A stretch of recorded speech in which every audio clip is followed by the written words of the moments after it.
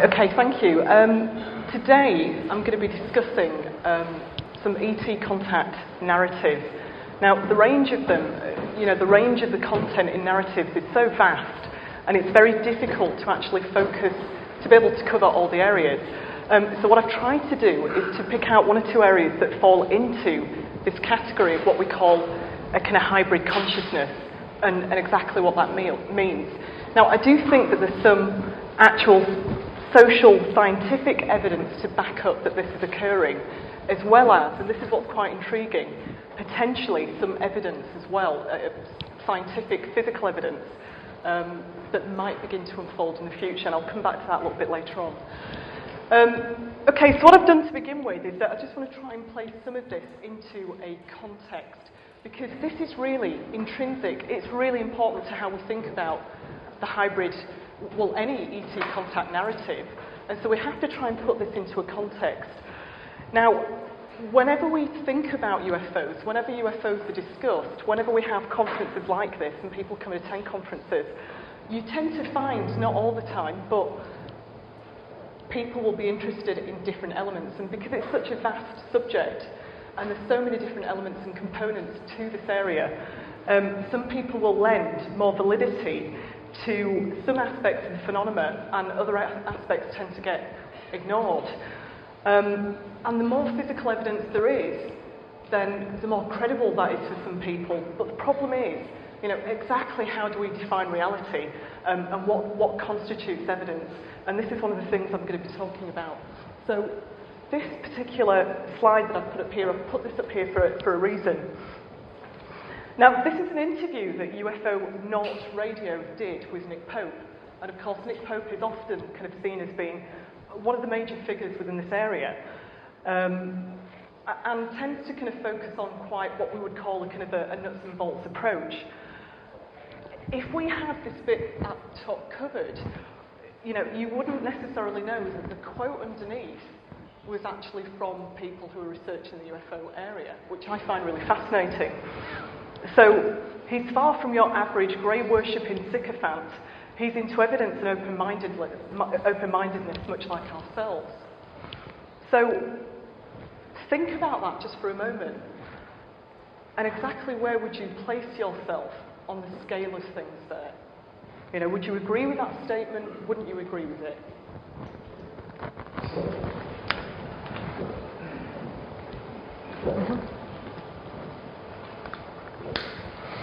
Okay, so what that quote, the last quote that was on, what it actually reveals to us is what I would call a dichotomy that's at the heart of the UFO issue. And when I say the UFO issue, I really mean the whole, the kind of broad spectrum of it, not just ET contact narratives. So a dualistic approach to how we engage with this phenomenon. And this idea of a dualistic approach, which means this kind of either-or polarity, is something which is the underpinning of Western philosophical frameworks anyway. And whenever we think about an argument and we think about where to place ourselves in an argument, we tend to do that. Well, which camp do I stand in? Which camp don't I stand in? What do I agree with? What don't I agree with? And the whole kind of gamut. Okay, so objective physical evidence versus subjective individual experience, really important. How do we distinguish in terms of what's more valid? Rational versus the irrational, or believers versus the non-believers. Now, the quote that was on before, the Nick Pope quote, in a sense, what it's trying to imply, the implication behind that is, well, we're quite serious-minded, we're quite rational, and we're only going to think about the physical evidence. And anybody that doesn't take the physical evidence into account and is just prepared to believe anything falls into the grey-worshipping sycophant, somebody who will believe anything, presumably. So this is really important because it is at the core of this issue. But is this the only way? Is this the only way that we can think about this phenomenon?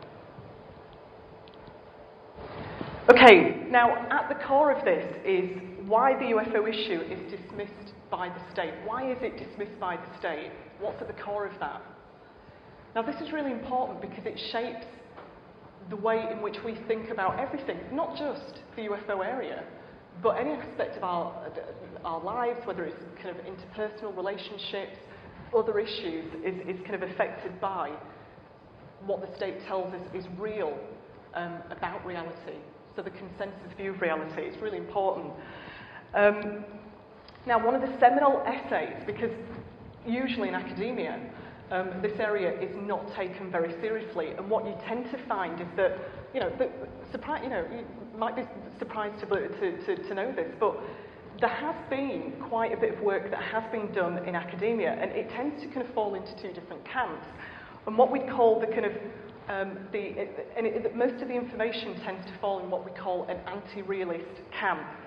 So academics will approach this issue, they will look at this issue, but it's never looked at from the point of view that this could actually be part of our, the real phenomenon, that this could actually be really occurring. It's always looked at as just kind of outside cultural issues. Now, two people that don't fall into the category, and this is really interesting, are two professors by the name of Alexander Wendt, I believe, and Raymond Duval, and it's a seminal essay, Sovereignty and the UFO. And they don't argue the case for the existence of UFOs, but what they do is ask the question of why are UFOs, or the UFO issue, why is it dismissed by the state? And this is quite important. Okay, what they argue is that UFOs represent a metaphysical uncertainty.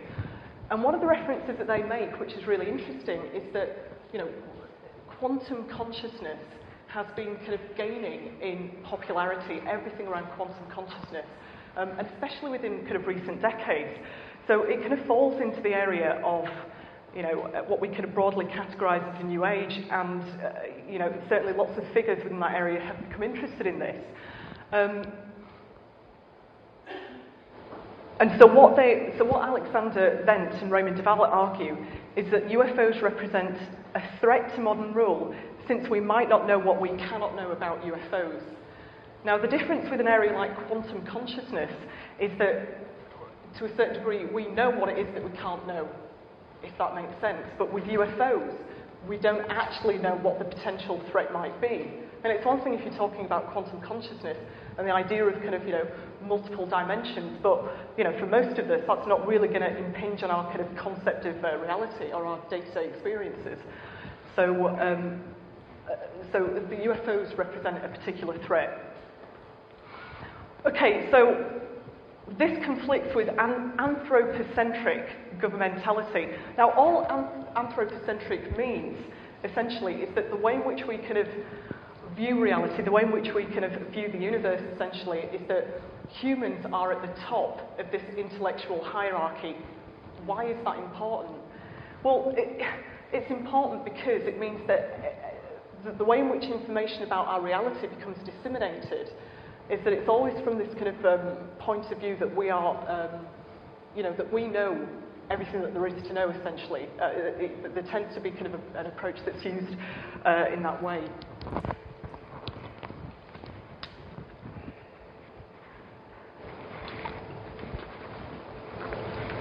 Okay, so what disturbs the state about UFOs? What do they find so disturbing about this issue? Well, one of the things that they find problematic is that the ETH, which is the extraterrestrial hypothesis, might account for the possibility of the UFO. And this is the particular threat that we're then presented with to what we would call this metaphysical uncertainty. The fact that the extraterrestrials might actually be behind this. So despite the fact that the state utilises a scientific worldview, Wendt and Duval provide systematic examples of how skeptic debates about ET intention are not based in scientific facts, but these are arguments used as scientific truths. This is a really important one. Now, the idea of kind of skeptics arguing against this area, skeptics versus kind of UFO believers, again, we have this term coming back in again, UFO believers, as if what we think about the UFO issue isn't actually based in reality. We're just believers, supposedly. But what's important about the skeptical debate is that when we think about some of the arguments that the skeptics put forward, well, if UFOs were here, if they were real, why wouldn't they land on the, on the White House lawn? You know, if you notice Tower, that's never 10 Downing Street. It's always the White House lawn for some reason. I'm not quite sure why that is. Presumably, they wouldn't be able to fit the craft outside 10 Downing Street. I don't know. So, you know, and again, this is really, you know, this is quite an important thing to kind of to take into account, that argument is not scientific, but yet the skeptics are supposedly adopting this kind of scientific, rational kind of worldview. Right.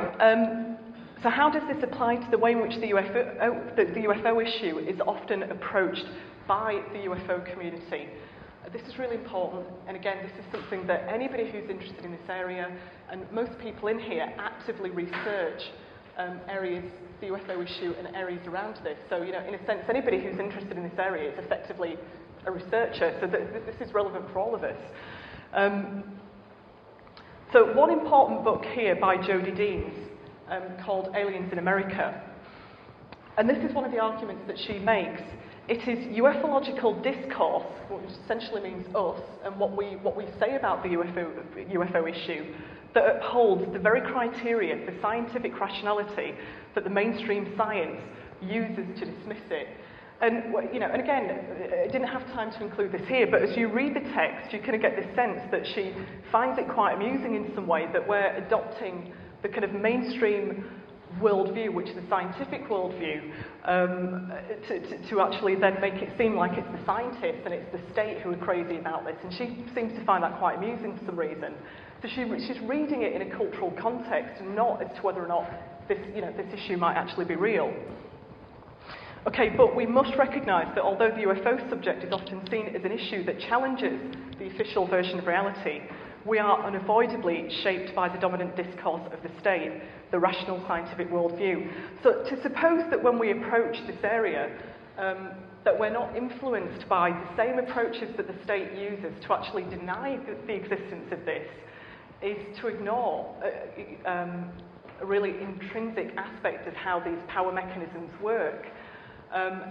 You know, this can often happen within this kind of community where you'll have opposing camps because somebody will argue for more physical evidence and somebody else will say, well, we've got to dismiss this over here because somebody's having, I don't know, dream encounters, and, you know, that's, you know, we can't validate that.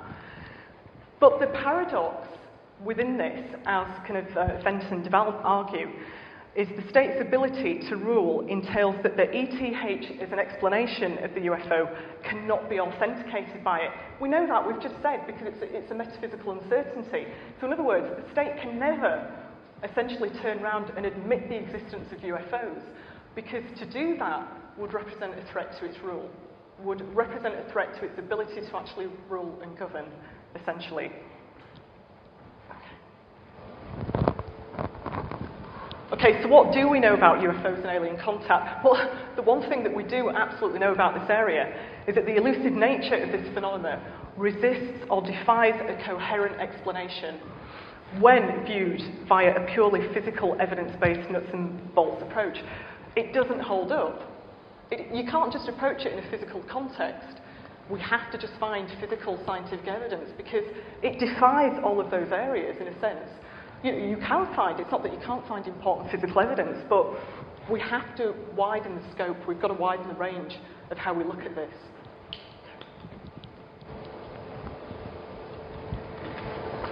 Okay, so how do we view beyond this intellectual hierarchy, in a sense, which is this, this sense that we are at the top of the food chain in how we define reality? Well, recognising the limitations of the classical scientific method. Now, some of you here will be familiar with John Mack, and really one of the, amongst one of the most kind of seminal figures really in terms of actually researching ET contact accounts and what was occurring. And I've spoken to a couple of people in here that have seen kind of John Mack present at various lectures before in the past, and certainly later on he became more and more concerned about the limitations of this kind of classical scientific method, but he wasn't against the scientific method or actually using that to validate this as part of our reality. He wasn't against it. His whole idea was that, well, it is limited, and and what can we do? And his argument was, was that we need to somehow bridge the gap between just using this rational scientific approach and moving towards something else. Now, one of the terms that he used was a kind of sacred science. Now, for anybody who might be a little bit resistant to that, you think, well, maybe that sounds a little bit kind of, too far out there. And he, certainly up until before his death, hadn't actually, made this point and said, well, this is not an easy, there's no easy answer to this, if this makes sense. There's no, we know that there are limitations around the scientific method, but, what can take the place of that? And he recognised that this was a really difficult area and that it was problematic. And he certainly didn't necessarily arrive at anything that he was absolutely happy or positive with at the end, because we're dealing with the nature of reality itself. And this is why it's quite difficult. Okay. Now, what's interesting is that, and we even do this in the UFO community as well, is that certain subjects are really important, or certain cases are seen as being really valid, and other aspects of the ET phenomenon, or the UFO issue in general, are seen as being fringe. And this is even within the UFO community, but we have to recognise that as soon as we push anything towards being the fringe, so let's just say, well, I'm a serious researcher of the UFO area, I'm really interested in this, and, I'm not going to take on board anything that doesn't give me kind of physical evidence. And that's okay, but then to a certain degree what happens is these other areas that we might find difficult to make sense of ends up getting kind of pushed back to the fringe, if that makes sense. But in doing so, we're actually reflecting what the wider mainstream authority does, essentially, because they put this area to the fringe, they push it to the fringe. And we in turn, because we are shaped by this scientific, rational worldview as well, we then in turn end up pushing this to the fringe. And so this is a really difficult dichotomy, because I genuinely believe that anybody who comes to this area, whether as just an interested person or as a UFO researcher, I think most people have a genuine desire to try and get at the truth of this. And so it's not that you deliberately, it's not that we would deliberately set ourselves up to be in opposing camps. It's just that this sort of tends to end up happening. Okay. So acknowledging that the phenomenon challenges the divide, and this was John Mack's quote, between the unseen realm and the physical world. The expansion of the scientific paradigm, or the need for a sacred science, which is one of the things that I just mentioned. Now, I've put onto the end here the Centre for Consciousness Studies. There's some really interesting work that's beginning to emerge within this area, but I can guarantee you that if you, and I've certainly done this, if you just try to kind of do a search on the net, try and find out what some of these cutting edge kind of areas are, you will struggle to find information, because this is research that is just kind of currently unfolding.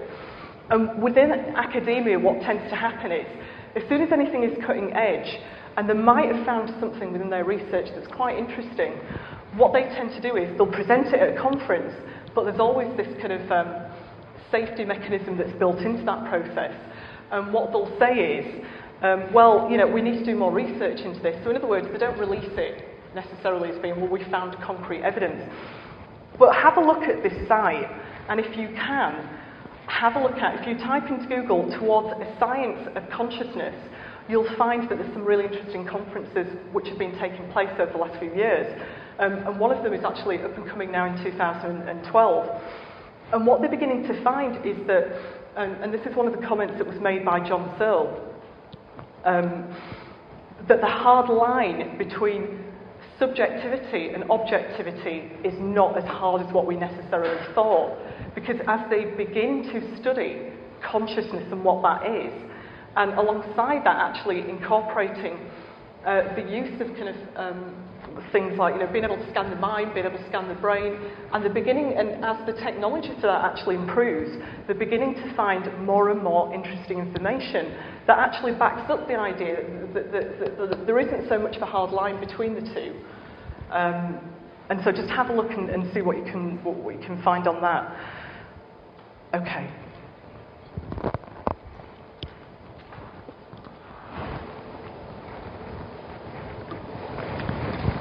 Now, I'm moving towards some of the areas that I've been kind of researching over the last few years. And just to kind of put this into a bit of a context and how I sort of came across this, well, you probably noticed, obviously, with the introduction of my name, that although I was born in this country, I've, my parents were born in another country. So in a sense, I've ended up having these kind of two different sort of cultural kind of identities in a way.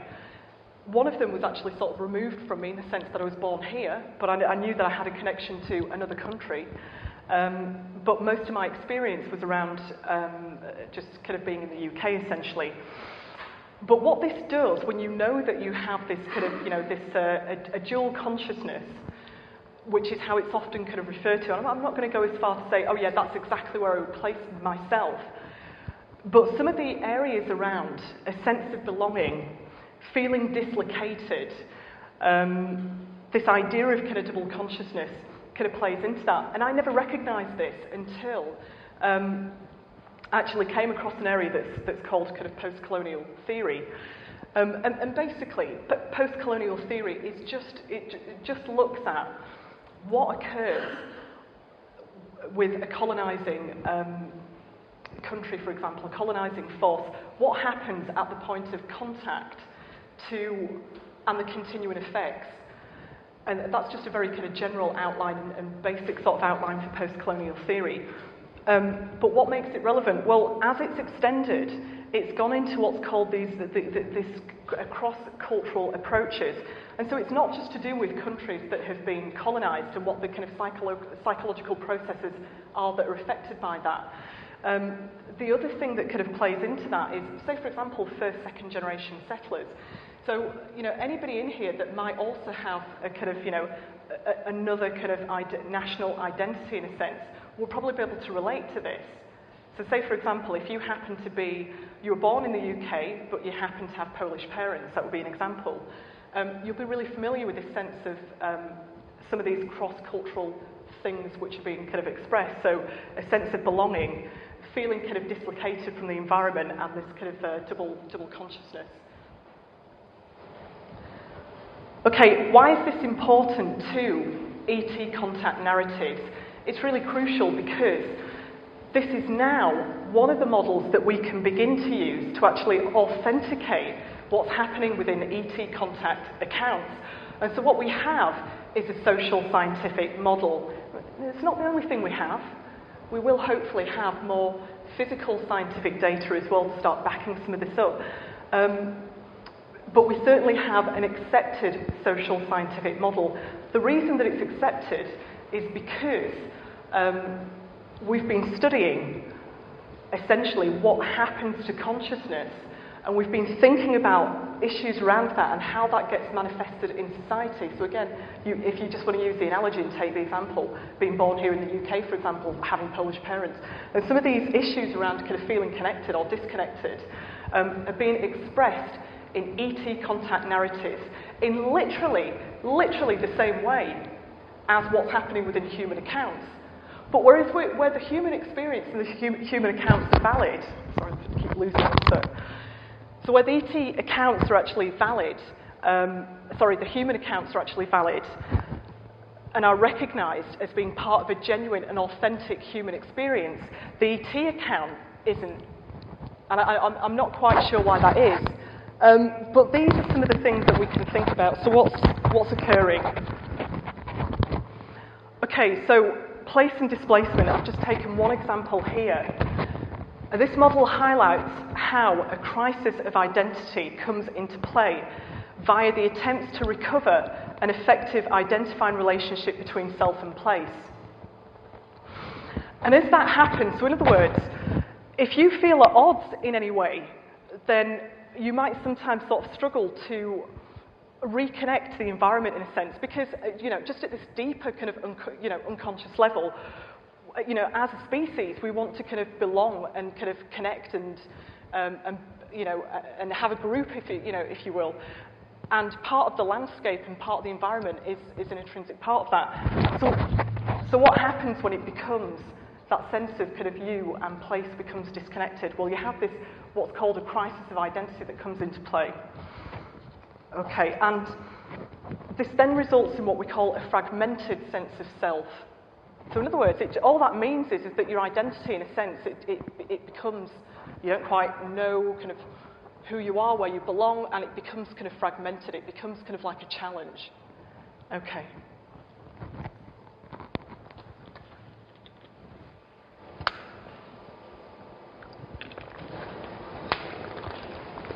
Okay, so the fragmented identity in human alien selves. Well, experience or events often include the insertion of unfamiliar alien environments, and all that means is, that we'll have, when you look at, and it doesn't matter what ET contact account that you've read, but a lot of them, not all of them necessarily, but a lot of them will include either, the very typical example is being on board a craft. But away from that, we also have, the idea of suddenly being in this alien landscape somewhere. So being on another planet sometimes is often what's kind of experienced. And so think about that for a moment. Think about the impact of it. If we suppose for a moment that this is genuinely occurring and it's a part of the genuine kind of human experience, you don't even have to get into the debate about is this happening subjectively within our minds. But if you're experiencing this as a real event, then what's the impact? As we kind of, as we get up in the morning and, we go to work and we do whatever else it is that we do, go and pick the kids up from school or whatever it could be, we know all the time that we are here, that we're in this kind of earthly environment. But think about what happens and what that means when you've suddenly had an experience, and often this is how it can happen. It's like an intrusion, bang, and suddenly experiences will often find themselves on board a craft, an alien environment of some type, whether that happens to be on another planet. What does that do to the sense of self? And this is one of the things that has been ignored, certainly by mainstream social scientists, because they would disregard the ET contact narratives as not being part of real phenomena, so it's disregarded. It doesn't matter that there are actually examples in the narrative to back up that this is genuinely occurring. Why do we know this? Because we have human comparison models. We've got models that we can compare it to, and this is why it's really significant, as it's just been ignored. Okay, so again, temporal sense of time may also be disrupted. Well, most of this, unless you happen to be kind of, a shaman perhaps, or you're kind of reaching some really kind of, developed sense of kind of ascendancy in some way, most of us will just experience what we call this linear sense of time. But that's the other feature. So if time is sort of intruded on in any way, again, think about how that impacts on the self. So the fragmented identity occurs as the experiencer attempts to navigate the human alien selves. Now, all I mean by the human and alien selves at this stage is what we refer to as this double consciousness. And often what you tend to find is that as you read into the narratives, experiences will begin to kind of identify with what we call this ET aspect of their identity, or the human part of their identity. And so this interplay between the two of them comes into play, essentially. Okay, so human-alien interaction is not accepted by the consensus view of reality, resulting in a further disconnect. Right, so you might say, well, where are the examples? We'll have a look at some of them now.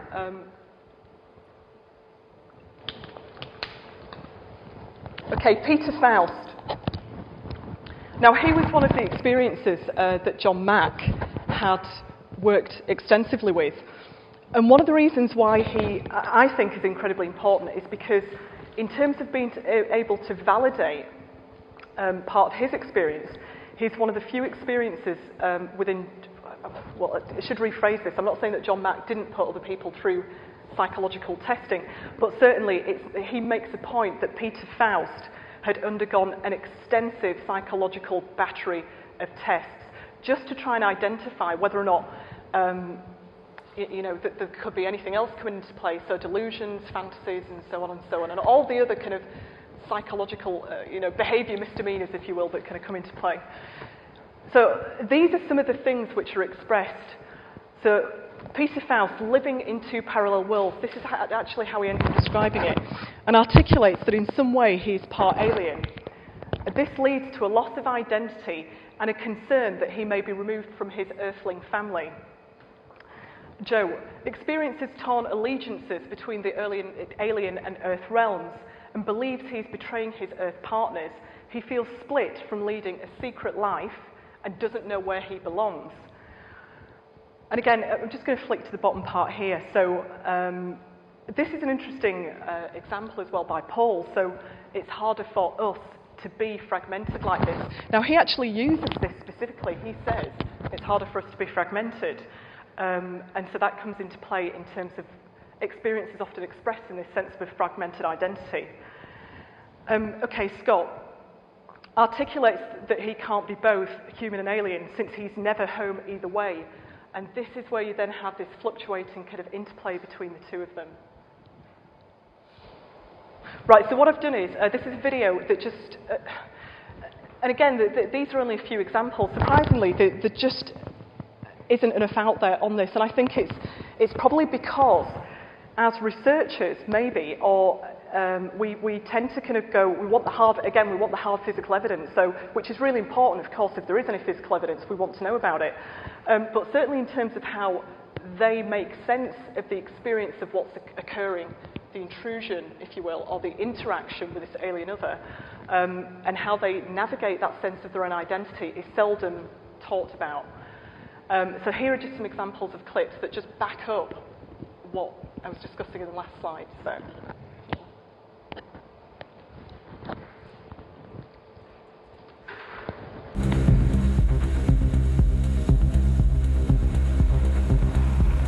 Born in Florida, raised there for 18 years. I'm a typically American dysfunctional childhood, I think. We were poor, and my mother was married and divorced several times. Like most people in Florida, I voted to the right. I was conservative, you know, listened to Rush Limbaugh, all that stuff. And then the experiences sort of unleashed themselves in full force, and I started changing on a daily basis. You know, from one day to the next, I just was not the person that I had been the day before.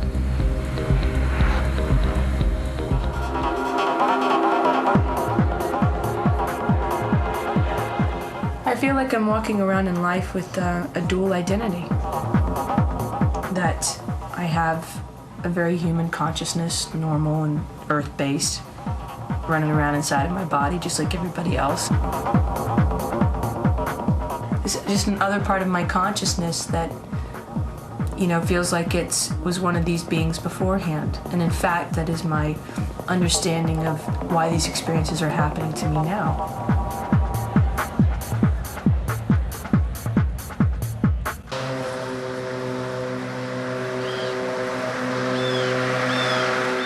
I think the dual identity that is often talked about is the one that, you know, this is my identity here. You know, this is who I am.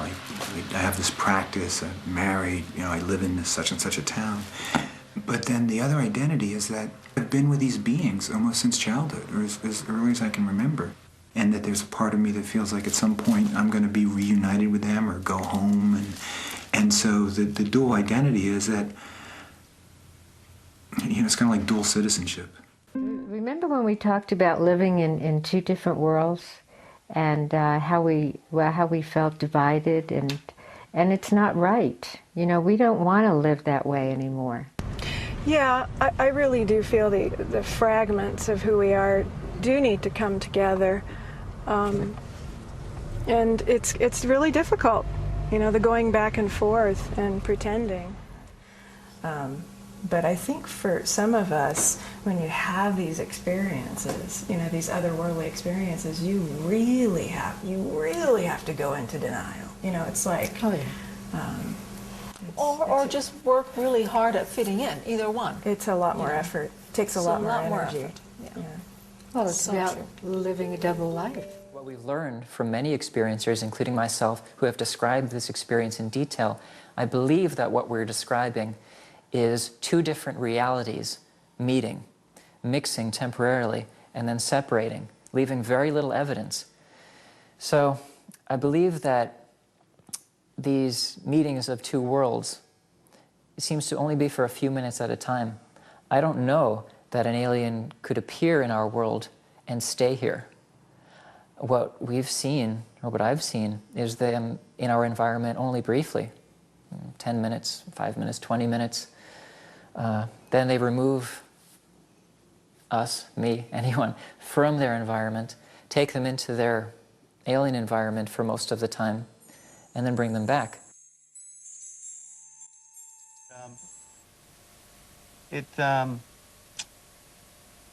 I mean, it's totally made me question what life's about, and it stirred my life up a lot. I got so sad, I wanted to give up. And I said, why should I go through all this stuff, you know, with friends, people all looking at you strangely, you know, thinking that you're losing it. It wasn't worth it. I felt it wasn't worth it. You know, I said, why should I go through this, you know, and take all this nonsense?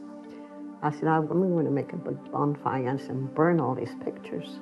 I said, the heck with it, I won't bother with it anymore. Feeling sorry for myself, I guess, you know. And I said, oh, if I didn't want people to see me with tears in my eyes, I walked away. My little granddaughter was watching everything, which I didn't realize this.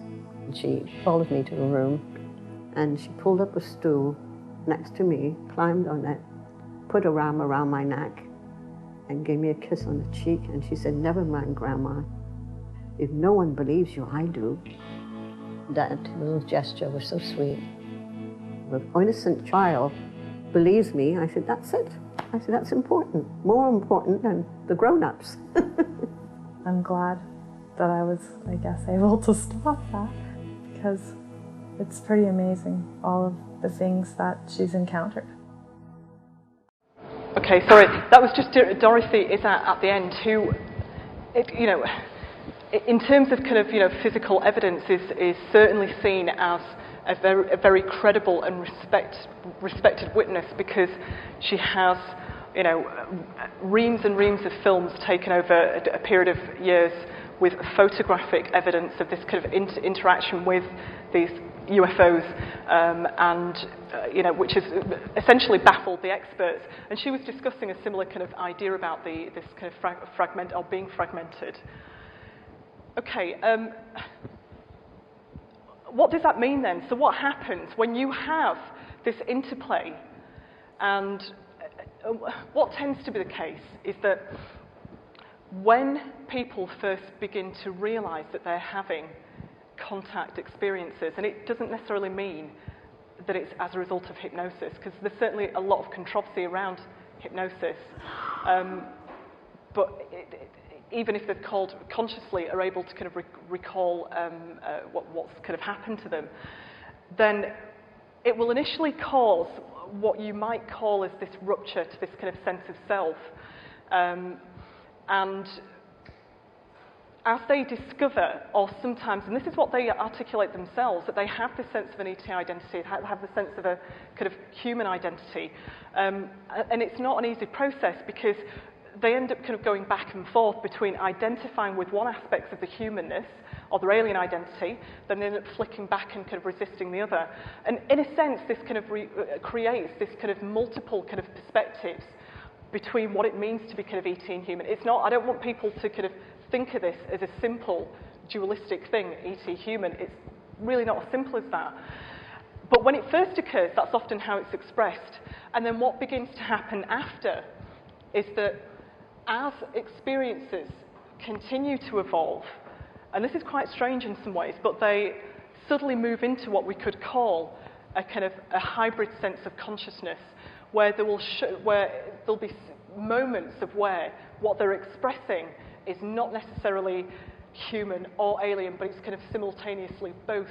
Now, I would love to kind of go into depth and give you some specific examples around that, but it's just quite a lengthy area.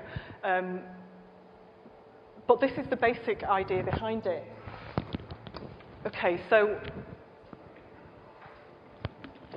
the third space is, and again, don't be put off by the title of that. It sounds very kind of abstract, doesn't it, the third space?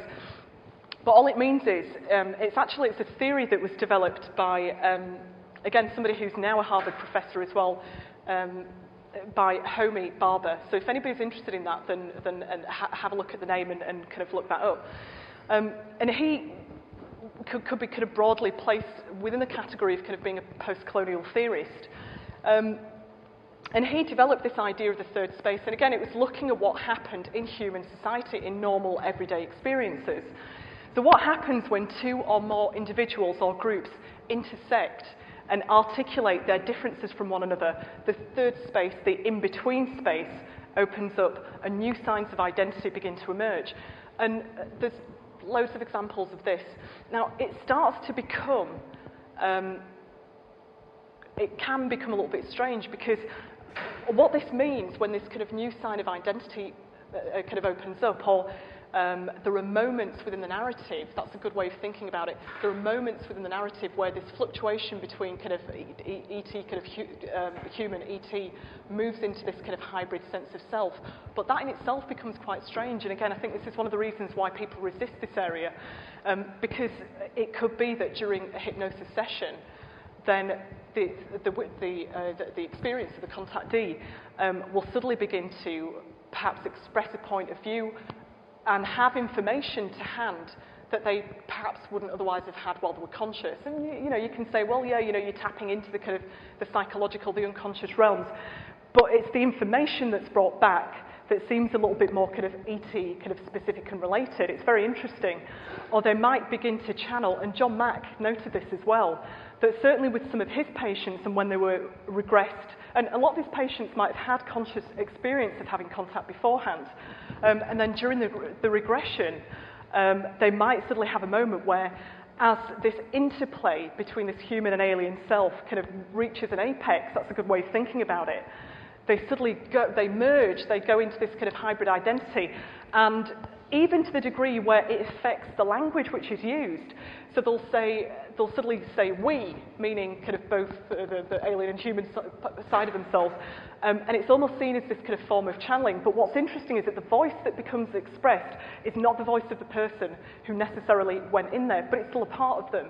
And this is what experience is often expressed, but it's this hybrid sense of identity. Okay.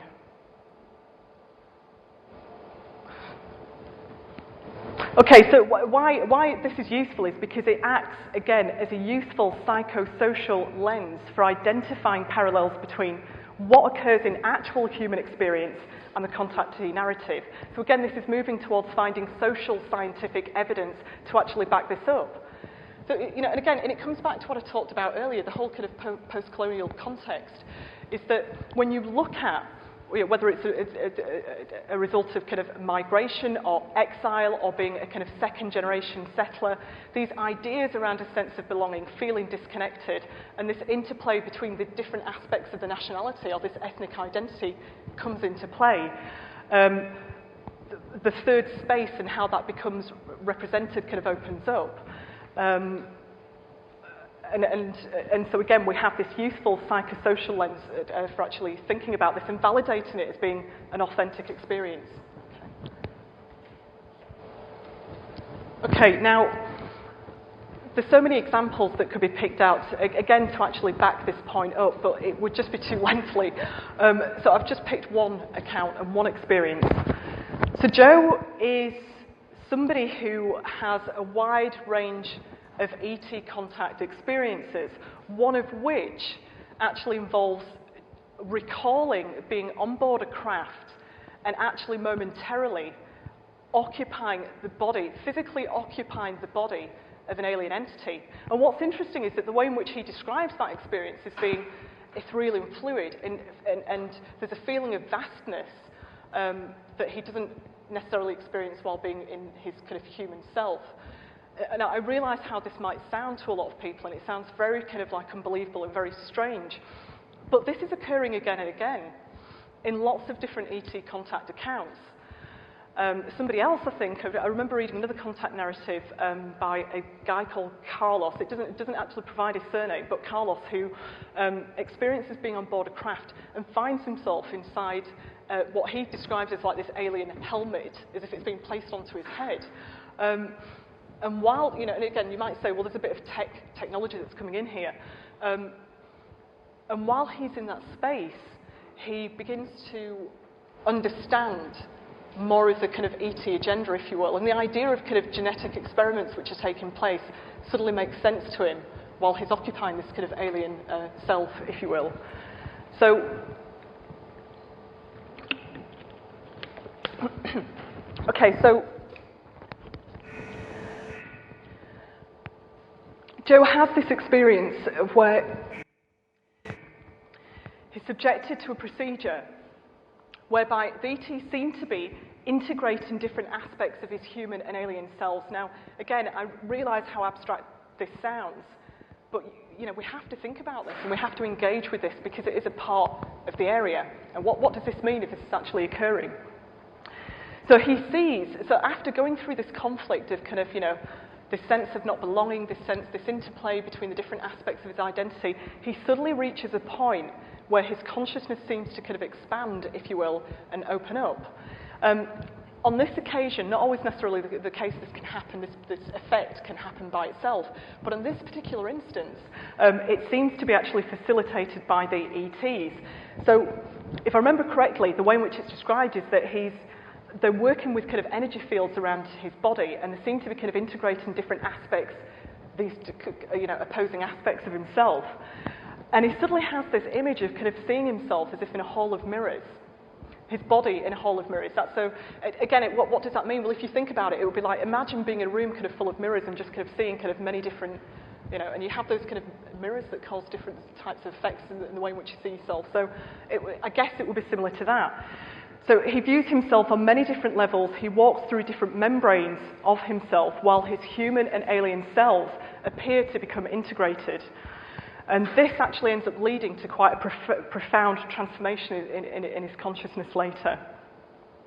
And again, I mentioned this earlier, Eva, as she moves into this kind of hybrid space, seems to bring back really quite, I mean, some of the information, bearing in mind that the idea around kind of consciousness, quantum consciousness and, you know, quantum mechanics has gained more popularity. I mean, you know, of course it was sort of, you know, it came into, you know, it was the 1920s, wasn't it, when it first sort of became kind of more popularised. But in terms of the kind of mass public appeal that it's actually receiving today, that's not occurred until within sort of relatively recent times. So the last sort of 10 years it's gained more popularity. But she describes an experience of where she's out in space in this kind of, and not space as in the universe, but just this black environment. And this is after recalling being on a craft, and then suddenly she's not there, and she's just in this kind of black, this empty space, and starts to approach what she describes as the frame of a white triangle. And I love that kind of image of white triangle because, of course, it's this symbolic representation of this kind of merging of two things to kind of create something new. And as she approaches this triangle, she moves into this kind of we perspective. So again, this is during the hypnosis, the information's coming out, and she moves into what we call this we perspective, where she's kind of channeling things. And she says, my body is expanding and contracting at the same time. Now, in terms of what we know, or what we're beginning to understand about kind of the kind of quantum reality, this is something that features into part of that theory. But ask yourselves, you know, would somebody perhaps necessarily be aware of that information if they had no interest in this area whatsoever? And this text now is roughly about 15, 20 years old, so it's interesting. Okay.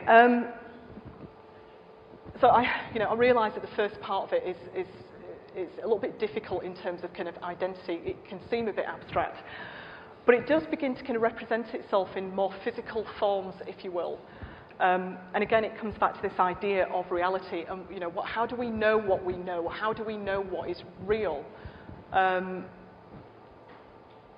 So a lot of this information is probably a bit kind of controversial to some, but nevertheless, this is a part of the phenomenon. And if that's the case, it's something we have to consider. We have to look at this and say, what's occurring? What is going on here?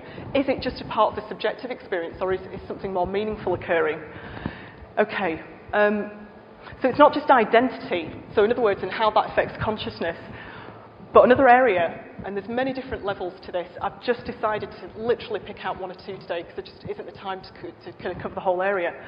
But the hybrid process of alien language and communication, it is a hybrid process, and it even seems like there might be some I'm not going to say genetics, I think that word's been kind of overused, but there might be some kind of biological effect that's kind of occurring. So, and the question that I'm interested in, are these different forms of alien languages, which seem to be expressed more and more now, is it a biocommunicative modality?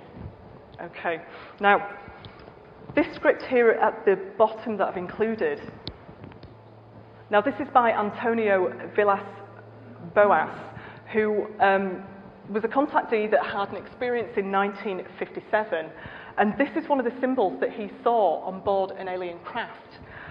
And the reason that I've mentioned that is because his, it's quite an early contact experience, so I just want to show what the significance is and what the link is between that and some of the later information that now seems to be kind of surfacing and also seems to be increasing. The picture above here, you'll probably, anybody that came to the ET Communication Conference over a month ago will remember this when David delivered his talk. But Jim Sparks was trained, and again, really interesting as a contactee because he has virtually full recall. I think it's something like 90% of his experiences he has full conscious recall of. So this idea of, experiences are only brought out during hypnosis, it's just not valid, and it certainly doesn't apply to him. So what happened with Jim Sparks is that while he was on board an alien craft, he was actually trained in the use of alien symbols, and it wasn't a particularly pleasant experience for him because he was forced to do this. This was, his book, which is, I think it came out in 1984, is it roughly? Yeah. And it's The Keepers of, I'm trying to remember the title there. The Keepers, that's it, right, The Keepers.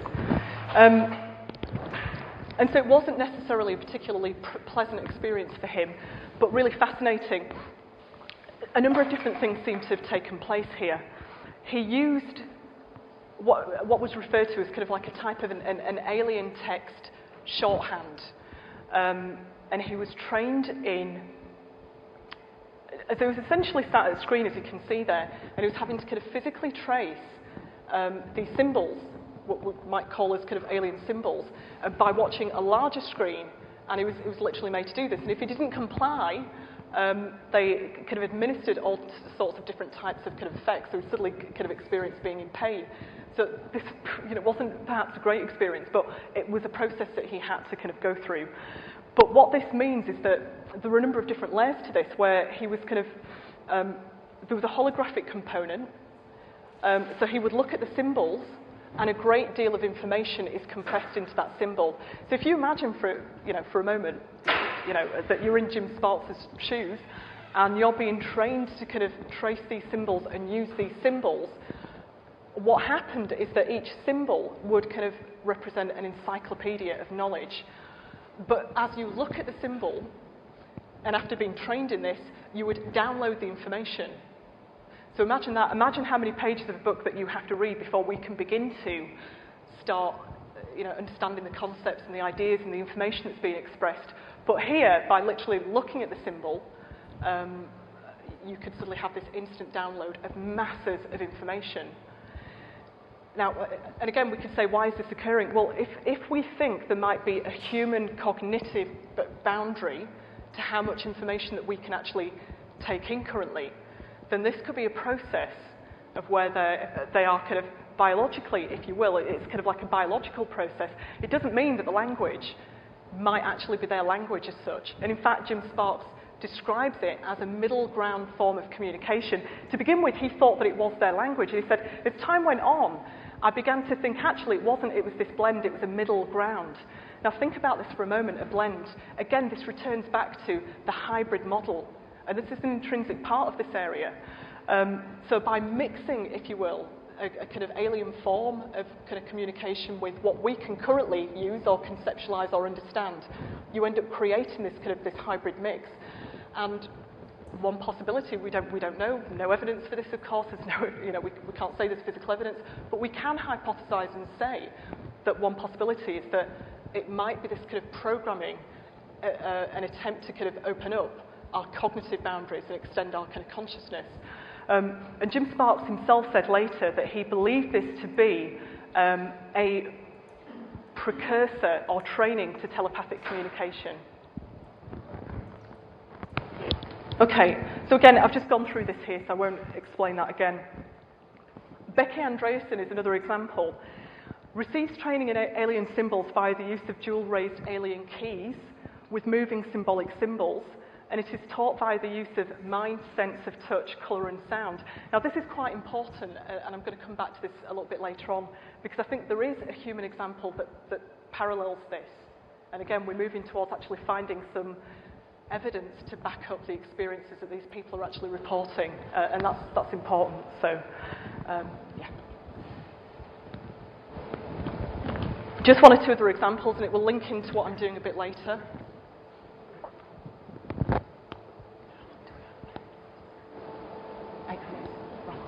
9 minutes, okay. Right, so William Gammill, also again, another kind of experience that reports actually being provided and given a symbol. And from what I've been able to work out, I think there's a little bit of, again, a bit of training in this, if you will. But he's provided with an alien symbol while on board a craft. The way that he describes it is that it acts as a living library card of the universe. Again, you can read into that, what does that mean exactly? So he's instructed by the ETs to hold the symbol in his mind's eye when attempting to contact them, and the symbol is also followed by sound. So if you imagine then, he kind of visualises this, and perhaps they've opened up some cognitive aspect of his consciousness that enables him to do this. So he visualises the symbol and kind of hears this kind of sound. And again, sound vibration might be a really important physical bit of information in terms of what's occurring within the kind of UFO issue overall. Rochelle D'Elia, now, anybody who's kind of familiar with more Mary Rodwell's work will be familiar with this particular kind of experiencer. And Mary, of course, has talked at the kind of Exopolitics conference in the past, and you can find this clip on YouTube, and she discusses that after her kind of contact experience, being able to see three-dimensional blocks of characters. So imagine it as a holographic form, and experiences the energy and sound of the symbols. Okay, so as well as this kind of the holographic aspect, the symbols, there's also now, and this seems to be kind of increasing more, what we would call alien scripts and languages. Now again, in one sense you can kind of realise how far out there this is, but again I would come back to this and argue and say, well, if this is what's occurring and it's a part of the UFO phenomenon, we have to look at this. So what that means is that lots of contactees are beginning to kind of write different forms of alien scripts. Now, there's an important aspect to this because it comes through as a compulsion. So whatever's occurring during the kind of ET contact experience, it triggers that response. So they feel compelled to suddenly start producing scripts. And I really can't do that enough justice here by discussing it, but it's really quite an intense kind of experience. Contactees will often report having sat there for hours and not getting up to kind of eat or do anything else because they're compelled to suddenly get this information out of them. So as well as actually writing different scripts, this is actually Tracy Taylor's script. They might also demonstrate the ability to speak in one or more alien languages, or what seems to be alien languages. Okay. Now this is what Tracy Taylor had to say, and this is in relation to, you can think of this as a kind of hypercommunication, if you will. It's a bit of a broad term. But the spoken sounds of a particular language tends to bypass much of the lineological aspect of consciousness, as the interpretation is initially unknown by the conscious mind. It bypasses linear space-time. There is no framework, as the interpretation of the sound vibration is instantaneous. And then additionally, there is no preconceived idea or concept about what a particular sound actually means. Each utterance is not related to earlier utterances or the past in any way. I mean, think about that for a moment. The way in which we actually use kind of human language is that it has a coherence, doesn't it? It makes sense in the sense that, one point will flow onto another point, and we will have a memory of what was said before in the past. And the structure around language always exists, it stays the same. If we say the word cat, it pretty much means the same thing for everybody any time that it's used. It might strike up different images and concepts for people, but that's a slightly different aspect to this. but it stays the same. Now, just try and sort of imagine this for a minute. What the hell is going on if this is actually a part of the kind of real experience? It's just very strange, because she's reporting using this kind of language that doesn't have a set meaning, doesn't relate to the past. So in a sense, it's kind of like a language of now, if that makes sense. Bypasses linear space-time. How do we even begin to think about that? Very, very demanding.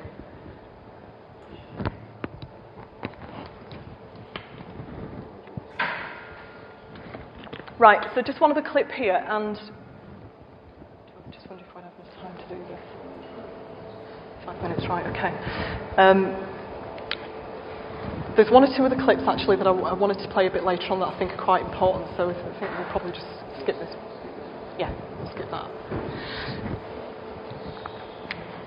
Okay, now, the last video clip that I would have put on for you just has an experience of discussing how, after an ET contact event that he had, he suddenly began to experience a need to actually start expressing. Again, there was this compulsion that he felt compelled to suddenly start expressing information.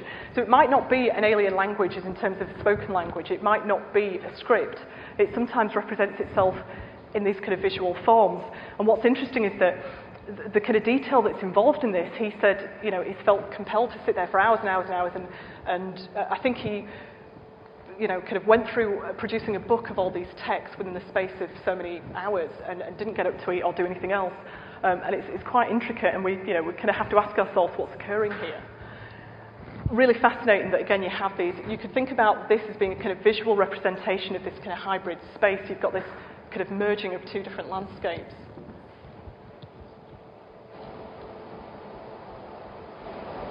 Okay, yeah, just move on to the next one. Okay, Deborah is somebody that I've been... So, yeah, we can flick back one if you... Yeah, do you want to flick back and just... Yeah. Now, Deborah is somebody that I've just recently been chatting to about some of the experiences that she's had.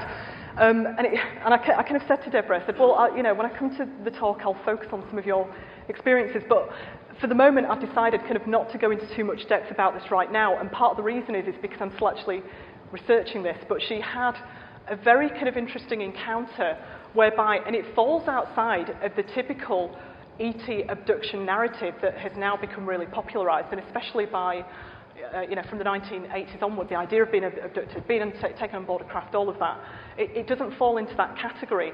And so there is this shift in terms of how experiences seem to be occurring now. It's not necessarily this, you know, taken by force and abducted in that sense.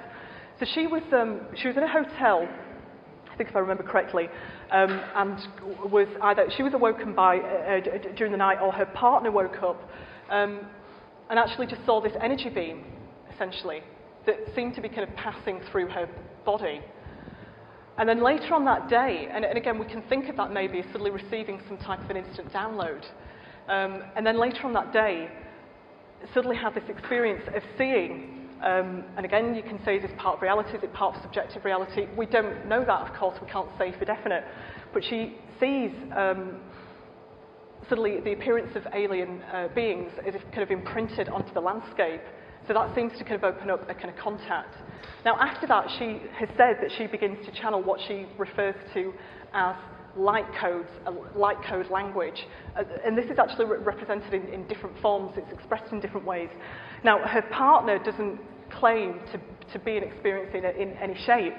But what is interesting is that being a witness to her event, there's some really interesting things that have begun to kind of manifest in the way in which he expresses art, because both of them, and I think John particularly, was an artist beforehand, but suddenly the type of art that he began to express changed dramatically.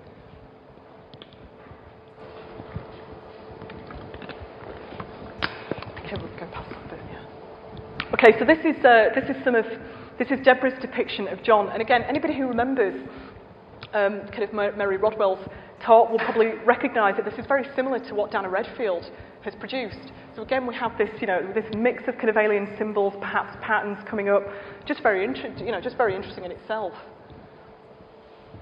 This is one of the scripts that she kind of produces, consistent with other types of scripts. I mean, I've tried to kind of make sense of this, and it's not an easy thing to do, because what you'll find is that there are actually different types of scripts.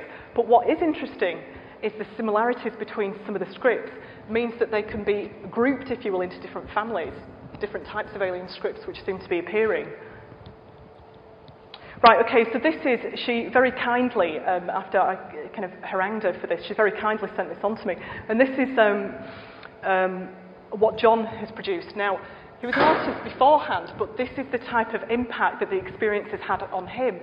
And I asked the question, I said, well, how do you explain the art that you suddenly began producing? How would you explain this? And, do you think that there's any other type of other involvement? And he said, well, in a roundabout way, I don't know. But I just feel that it comes from this kind of higher aspect of my consciousness. And, but clearly it's had an impact. Okay. This is another one that John did as well, the dichotomy of universal emotion. And again, I think this is really interesting, because just coming back to the idea of what I was discussing earlier and having this kind of multiple human and alien selves, we've got these different sort of figures represented here, and this kind of merging in the middle over there. We could see that as a visual representation of this kind of hybrid space. Okay, now, where's the evidence? Where's the comparison? What do we compare this to? Well, synesthesia is a recognised human condition. I would actually prefer to use the word ability, because to me it sounds like an ability as opposed to any type of syndrome as such. But this is Dr. Stuart Hammeroff. He's also part of the Consciousness Study Centre that I mentioned earlier. Synesthesia is a deeper form of regular... Did we go past one then, actually? Oh, right, no, that's okay. I might have just mixed the slides up. All right, here we go, yeah. I won't read all of this out. There just isn't the time, really. So what is synesthesia? Synesthesia is a condition categorised by periods in which a person undergoes a crossing or merging of sensory input. For example, certain sounds activate colours, smells. Smells, for example, could have texture to them. There's such a wide variety. I mean, there are different forms of synesthetic experiences. So people might experience seeing these kind of holographic images, essentially, or 3D blocks of characters, very similar to what was described by suddenly what experiences begin to encounter. And so it's quite vast. The more recent research suggests that far from this being an abnormal state, it may be a normal stage of brain development that just consciously persists in some individuals. Now, I became fascinated by this area because synesthesia is not new in terms of us understanding what this phenomenon is. It kind of first came to prominence in terms of it being known by wider society roughly, I think it's about 100 years ago. And it was very popular at one point. It was focused upon. But then it fell out of favour because it was then argued by those of us that decide the norms of society for us and those in academia that it's a subjective experience. So in other words, people that see these different images, it's a subjective experience or they're making things up. Now, recent research has started to become very, very interesting in relation to this area because it's been able, with the development of things like MRI scans, they've been able to scan that there is actually something occurring within the mind, that there is something different that's taking place, and they don't quite understand this yet. But again, we now have scientific evidence. And so what we can say is that there's a human comparison model that actually matches what's happening within an ET contact account. So just to give an example, think about the similarity here. When I listen to music, I see the shapes on an externalized area about 12 inches in front of my face, onto which the music is visually projected. Sounds I most easily liken to an... I'm not going to try to pronounce this at the minute, but think of it as lines kind of moving up and down, with colour often metallic with height, width, and most importantly, depth. So imagine that, but when you listen to music, and this is, and again, it's a scientifically kind of provable area now, it seems to be the case, and because there are different forms of synesthesia, that just listening to music might suddenly trigger seeing shapes. Now, amongst that is also geometric shapes. And so again, we can think of that as these kind of holographic geometric shapes, and this is part of the human experience, the human condition. And again, this is another good example, sensing numerals along a three-dimensional line that twists and zigzags in space. Okay, and so the person who had this experience actually demonstrated it to her kind of maths professor by suddenly, so in other words, how do you see numbers? So if we see numbers, we just see them on the page, don't we? We don't see them in space. And oftentimes, synesthetes won't recognise that they see the world any differently to the rest of us because they just assume that it's a given, essentially, until sort of later on. Right, 2 or 3 minutes, right. Okay, I'm just going to put on then a couple of clips from both of these videos because I think they're really quite important just to kind of demonstrate. Actually, go to the last one. Okay, yeah, let's go to this one.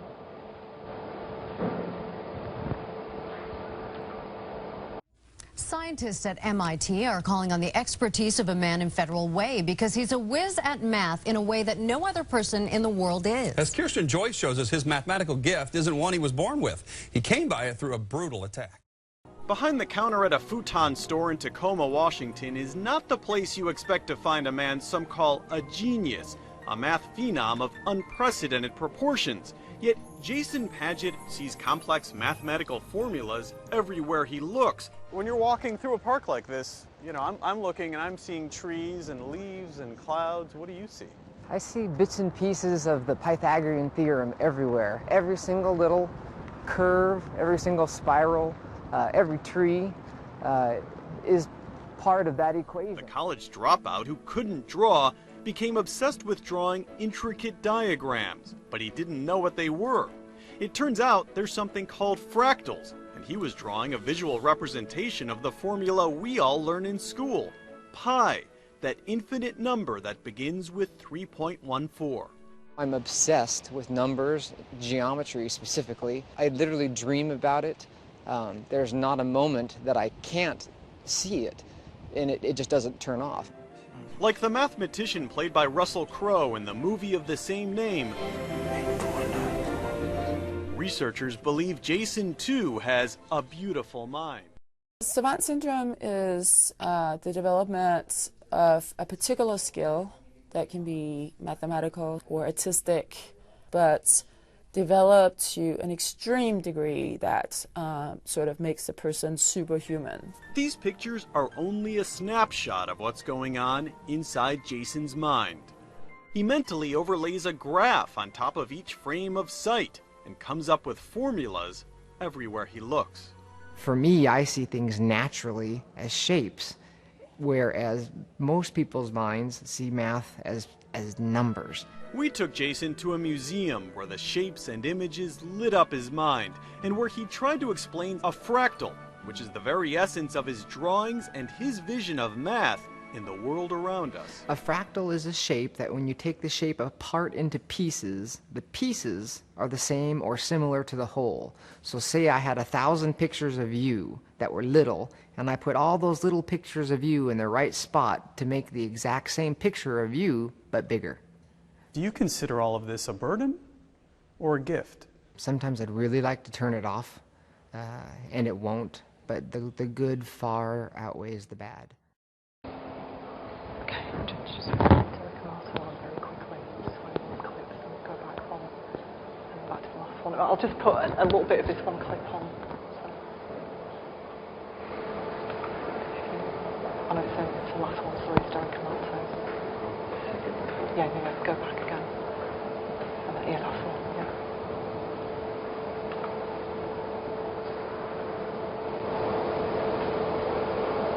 But we'll stop this halfway through if it does come on. There's just one clip in particular that I wanted to show you. Is it not happening now?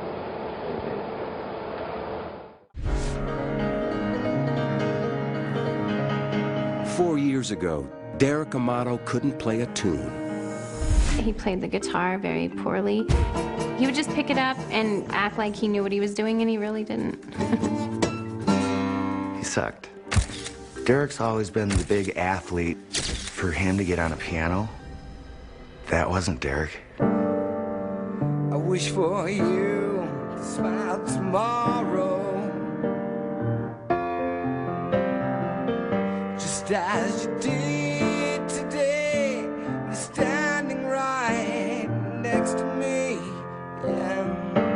I didn't have those abilities before I hit my head. I had never touched a piano. I never played a piano. A freak accident, and Derek is suddenly a new man. I think my music abilities have always been here.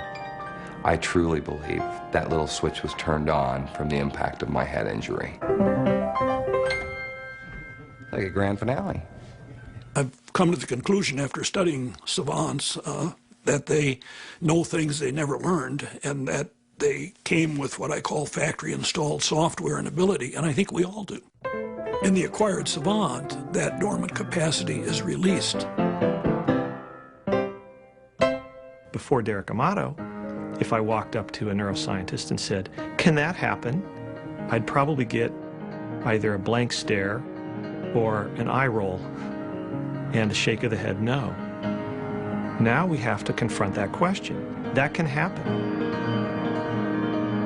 Derek says the music simply comes over him in pictures.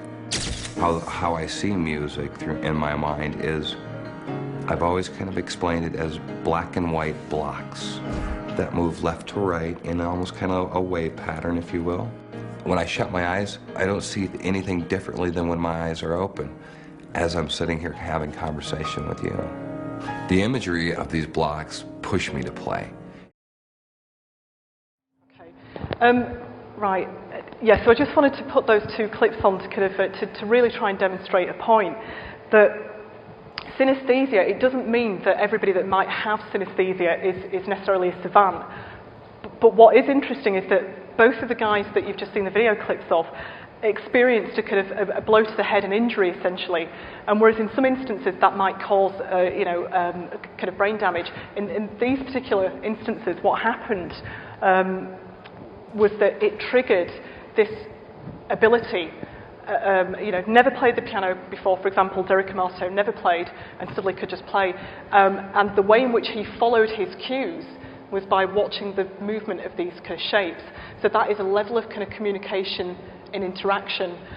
Same with Jason Padgett, began to kind of see these kind of holographic fractals, didn't realise that they were fractals, but began to kind of produce them. But as well as being savants then, essentially it's a form of synesthesia. So not everybody who has synesthesia will have it to that degree, but they also fall into a very rare category of what's called savant.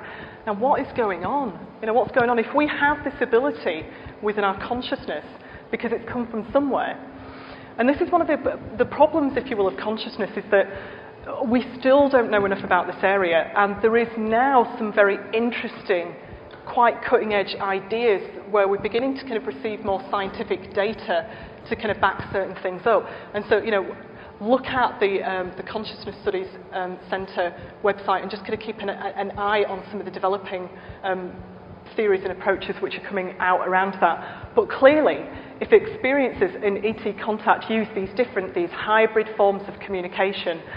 Now, do you remember we mentioned Becky Andreasen earlier that uses the sense of touch, colour, sound, and what have you. Now, this is essentially a merging of the senses, because synesthesia is described as a merging of one or more senses within the mind. Now, this is actually, we can think of it as a physical hybrid reality. And so, if experiences suddenly after their contact might be having their consciousness engaged with in such a way or opened up in such a way that they begin to experience holographic forms and what have you, and some of the examples that we discussed earlier. And this is actually occurring within our acceptable scientific normal models that we're just beginning to kind of learn and understand more about now. Then again, not only do we have social scientific proof to back up that the ET contact narrative is authentic in terms of how people express this fragmented self and a hybrid kind of sense of self, but we also now potentially have some very interesting scientific evidence that at least backs up that what they're experiencing could very well be a part of reality, but we need to take the whole of this, or the strangeness of this phenomena into account. Okay, thank you.